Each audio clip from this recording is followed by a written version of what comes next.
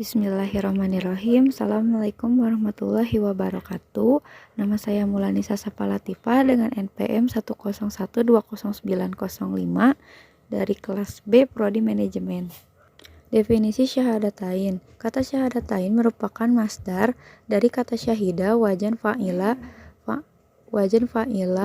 yalfu fata'alan. Fata'alan tim pekerjaan. Syahida artinya menyaksikan, syahadatan artinya persaksian atau transaksi.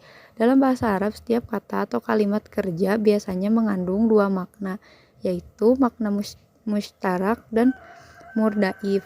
Mustarak artinya satu kata mengandung banyak arti. Kalimat syahida termasuk kalimat yang mengandung makna mustarak dan muradif. Makna kata mustarak kita tidak dapat diartikan sebagai semua makna yang terkandung dalam kata tersebut secara bersamaan, akan tetapi harus diartikan dengan arti salah satunya. Yang kedua ada kata muradif. Muradif ialah beberapa lafadz yang menunjukkan satu arti. Misalnya lafadznya banyak, sedang artinya dalam peribahasa Indonesia satu atau sering disebut dengan sinonim. Yang selanjutnya ada makna syar'i. Syahadatain adalah perjanjian atau sumpah setia. Dalam sosiologi disebut kontrak sosial. Abdurrahman Marji mengatakan bahwa syahadatain merupakan pernyataan resmi bahwa ia telah memproklamasikan diri sebagai pemeluk Islam. Adapun kelompok-kelompok orang yang memenuhi sumpah janji ialah yang pertama ada mutakin, yang kedua ada mukminin, yang ketiga ada musalin, yang keempat ada ulul albab.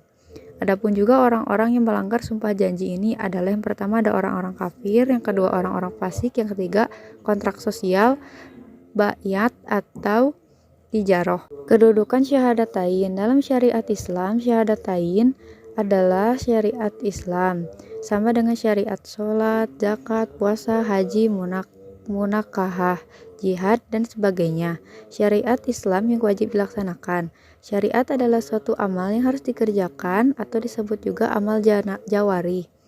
Syahadatain bukan rukun iman yang hanya diyakini dalam hati, tapi rukun Islam yang harus diamalkan karena amal jawari. Bahkan syahadatain mempunyai kedudukan yang sangat penting karena merupakan pintu gerbang masuk ke dalam al-Islam. Syarat-syarat syahadatain memiliki kedudukan yang penting pula. Adapun kedudukan syahadatain dalam Islam adalah yang pertama, rukun pertama adalah rukun Islam. Yang kedua ada perwujudan al-wala dan al-baro. Yang ketiga ada tujuan akhir proses dakwah. Yang keempat akar pohon Islam. Yang kelima ada pondasi bangunan Islam. Yang terdiri ada bangunan fisik, ada landasan, pengikat, penguat, dan batasan. Dan yang kedua ada bangunan masyarakat, yaitu rukun pertama syahadatain, rukun kedua aqimus sholah, yang ketiga ada atu al zakah, yang rukun keempat ada haji, rukun kelima adalah saum. Dan yang ketiga ada bangunan sistem nilai, yang pertama ada syahadatain, sholat, zakat, haji, dan saum. Yang keenam ada penjaga hati atau guard spot. Syahadatain dalam proses kehidupan manusia. Syahadatain dalam kehidupan manusia adalah syarat yang sangat urgent karena dengan syariat ini manusia ditentukan nasibnya di hari akhir. Syahadah berupa perjanjian antara ruh manusia dan Allah Subhanahu wa taala yang telah dilakukan dalam arwah dan tercantum dalam Quran surat Al-A'raf ayat 172.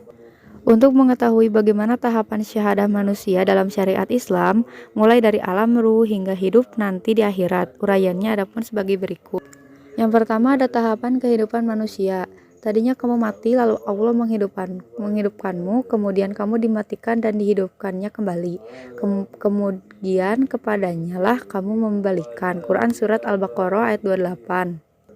Dari ayat ini diketahui bahwa manusia mengalami 4 tahapan, yaitu yang pertama ada tahap pertama yaitu kematian pertama. Disebut kematian karena ruh dan jasad belum bersatu. Jasad dalam bentuk janin masih dalam proses, sedangkan ruh masih di dalam arwah. Artinya jasad dan ruh manusia masih terpisah. Proses pembentukan jasad mengalami 3 tahapan, yaitu tahapan nutfah, alaqah, dan mudigoh. Yang kedua yaitu kehidupan pertama. Pada tahapan kedua ini manusia mengalami 2 tahapan, yaitu tahapan pertama alam rohim Dan tahapan kedua yaitu alam dunia seperti masa balita, masa anak-anak, mumayyiz itu dari 12 tahun ke atas, dan masa pikun tuh 75 tahun entah sampai kapan. Adapun tahapan ketiga yaitu kematian kedua. Tahapan ketiga adalah tahapan yang pasti dialami oleh setiap manusia, bahkan oleh setiap makhluk yang bernyawa. Sebagaimana firman Allah, tiap-tiap yang bernyawa akan merasakan mati, dari Quran Surat Ali Imran ayat 185. Sebelum mengalami tahapan kehidupan yang kedua ini, manusia akan mengalami beberapa tahapan, yaitu yang pertama ada tahap kehancuran alam semesta, yang kedua ada hari kebangkitan, yang ketiga hari perhitungan, dan yang keempat hari pembalasan. Adapun orang-orang yang menolak melaksanakan syahadatain, penolakan Abu Jahal kepada kalimat ini bukan karena dia tidak paham akan makna di kalimat itu. Abu Jahal justru tidak mau menerima sikap yang mesti tunduk, taat, dan patuh hanya kepada Allah. Jika bersikap seperti itu, Abu Jahal menyadari bahwa semua orang tidak akan tunduk lagi kepadanya. Abu Jahal ingin mendapatkan loyalitas dari kaum dan bangsanya. Jika dia mengikuti bersyahadat, artinya Abu Jahal dan para pembesar itu menerima semua aturan dan segala akibatnya. Hubungan rukun iman dan rukun Islam. Iman berasal dari kata amana yang artinya percaya atau menerima. Lawan katanya adalah kafaro, artinya menolak atau menutupi. Orang yang percaya atau menerima kebenaran disebut mukmin. Kumpulan orang yang beriman disebut mukminin. Orang yang menolak atau menutupi diri dari kebenaran disebut kafir. Kumpulan orang-orang yang menolak kebenaran disebut kafirin. Untuk mengetahui hubungan rukun iman dan rukun Islam, terlebih dahulu dipahami pengertian dan uraian tentang rukun iman dan rukun Islam. Yang pertama ada rukun iman. Rukun iman pun yang pertama iman kepada Allah atau menerima percaya kepada Allah.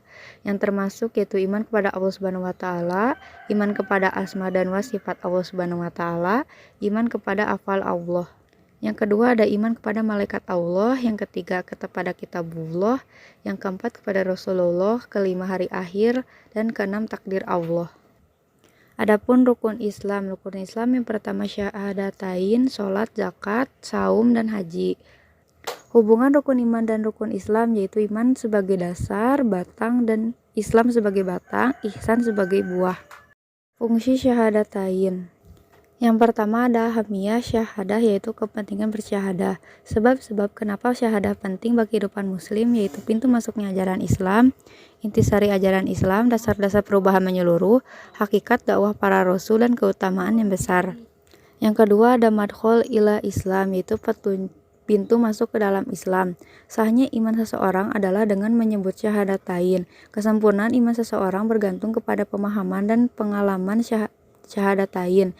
Syahadatain membedakan manusia kepada muslim dan kafir.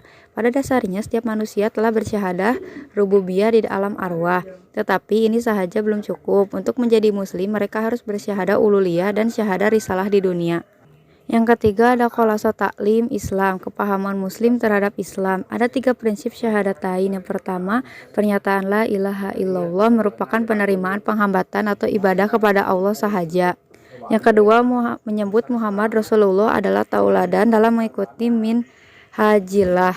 Yang ketiga, penghambatan kepada Allah meliputi seluruh aspek kehidupan. Ia mengatur hubungan manusia dengan Allah, dengan dirinya sendiri, dengan masyarakat.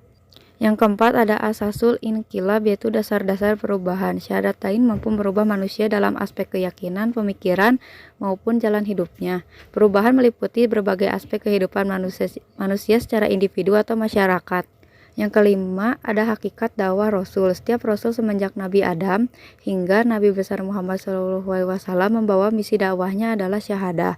Makna syahadah yang dibawa juga sama, yaitu la ilaha illallah. Dakwah Rasul senantiasa membawa umat kepada pengabdian Allah sahaja.